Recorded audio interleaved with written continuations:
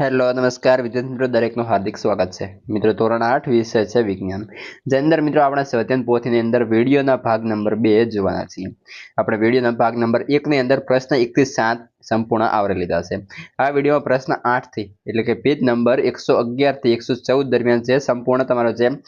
પ્રશ્નો કે જે પણ છે સંપૂર્ણ જોવાના છે તે પહેલા ચેનલમાં નવા છો તો ફટાફટ ચેનલ સબસ્ક્રાઇબ કરી લેશો અને અગાઉને લખવાનું બાકી હોય તો એની પણ લિંક આ વિડીયો ડિસ્ક્રિપ્શનમાં મળી જશે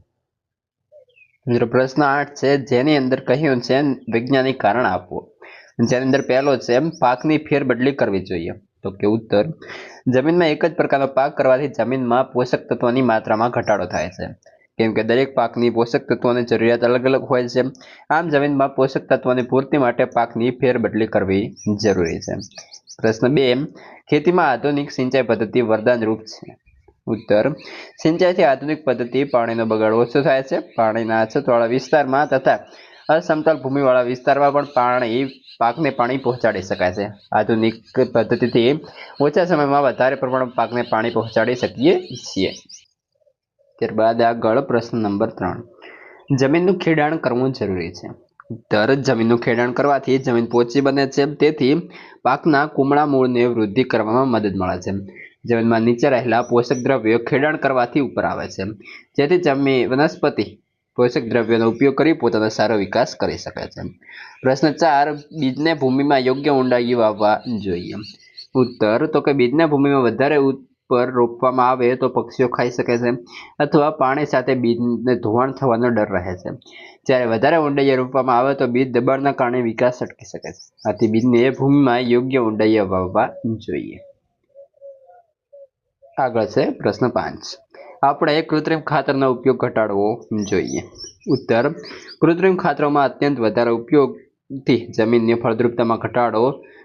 ઘટવાનો ડર રહે છે તેમજ જમીનની જલધારણ શક્તિમાં પણ ઘટાડો થાય છે અને જમીન લાંબા સમયે બિનઉપજાઉ બની શકે છે આથી કૃત્રિમ ખાતરનો ઉપયોગ ઘટાડવો જોઈએ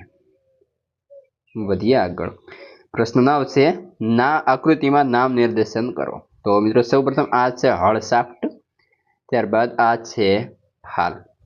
અહીં આવશે પકડ ત્યારબાદ આ હેન્ડલ છે અહીં નીચે જે છે એ વળેલી પ્લેટ છે અહીં ઉપર આને બીમ કહેવાશે અને અહીં કહેવાશે સળિયો કે ધરી કે સળિયો આ પ્રમાણે તમારે લખવાનું રહેશે પ્રશ્ન 9 છે જેની અંદર મિત્રો બી ચિત્ર જોઈ નીચેલા જે છે કોષ્ટક છે તેની અંદર આપણે લખવાનું રહેશે તો સૌપ્રથમ આપણે જોઈએ તો કે અહીં આવશે મોટ મિત્રો અહીં આપણે મોટ લખી દેવાનું રહેશે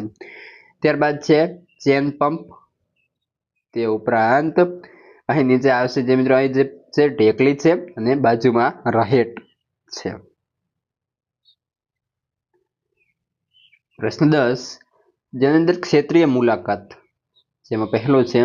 તમે કયા ખેત ઓજારોનો ઉપયોગ કરો છો તો કે દાંતરડું ખરપિયો હળ અને વાવણીઓ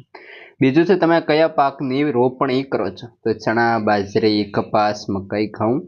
3 તમે પાકને કયું ખાતર આપો છો તો પાકને છાણિયું ખાતર આપીએ છીએ તમે નીંદણ દૂર કરવા શું કરો છો તો મિત્રો નીંદણ દૂર કરવા માટે આપણે ખરપિયાનો ઉપયોગ કરીએ છીએ અહીં આપણે ખરપિયો લખી લઈશું ત્યારબાદ આગળ આવશે તમે પાકનો સંગ્રહ કેવી રીતે કરો છો તો અમે પાકનો સંગ્રહ છે મિત્રો જે છે નાની નાની જે થેલીઓ અથવા એ રીતે આપણે ભરીને કરીએ છીએ ત્યારબાદ આગળ છે પ્રશ્ન 11 સિંચાઈના સ્ત્રોતના આધારે જોડકા આપણે જોડવાના રહેશે તો સૌપ્રથમ જોઈએ તો કે પહેલું પૂછે છે તળાવ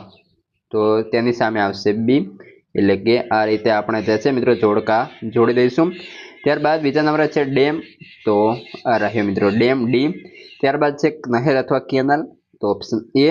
અને ત્યારબાદ છે કૂવો તો મિત્રો નીચે આપણે એફ ઓપ્શન છે તો એ રીતે આપણે જે છે કરવાનું રહેશે કૂવો તો કે એફ ત્યારબાદ આગળ છે નદી તો નદીની સામે આવશે સી ત્યારબાદ છે આગળ મિત્રો બોર અથવા બોર કૂવો એટલે કે ટ્યુબવેલ તો તેની સામે આવશે એ તો આ પ્રમાણે આપણે સંપૂર્ણ જે છે જોડકા જોડવાના રહેશે ત્યારબાદ આગળ નીચેનો ફકરો વાંચી તેના આધારે પ્રશ્નના આપણે ઉત્તર આપવાના રહેશે તો જોઈએ જેની અંદર આ ફકરો તમારે આપેલો છે તેના આધારે આપણે પ્રશ્નનો જવાબ લખીએ પહેલો પ્રશ્ન છે કુદરતી ખાતરથી કયા કયા ફાયદા થાય છે તો કુદરતી ખાતરથી જમીનની ફળદ્રુપતા અને બંધારણ જળવાઈ રહે છે, જેનાથી જમીનમાં ફાયદાકારક સૂક્ષ્મ જીવોમાં વધારો થાય છે. કુદરતી ખાતરથી જમીનમાં સેન્દ્રિય તત્વો ભળે છે. ત્યારબાદ પ્રશ્ન 2, નીરુના ઘરના શાકભાજીના અનાજમાં મીઠાશ શા માટે વધારે હતી? તો નીરુના પિતાજી કુદરતી એટલે કે છાણિયા ખાતરનો ઉપયોગ કરી અનાજ અને શાકભાજી પકવતા હતા, તેથી તેની મીઠાશ વધારે હતી. પ્રશ્ન 3, તેની અંદર કુદરતી ખાતર કઈ રીતે બનાવી શકાય? તો છાણ અને વનસ્પતિના કચરાની અવશેષોના વિઘટનથી કુદરતી ખાતર બનાવી શકાય. મિત્રો આ હતું સંપૂર્ણ સોલ્યુશન. હવે આગળના પાઠનું અને અન્ય વિષયના સ્વાધ્યાય પોથી હોય કે સ્વાધ્યાય હોય સંપૂર્ણ સોલ્યુશન આપણે ચેનલ પર મળી જશે. તો ફટાફટ ચેનલ પર જાઓ અને એ પણ લખી લો.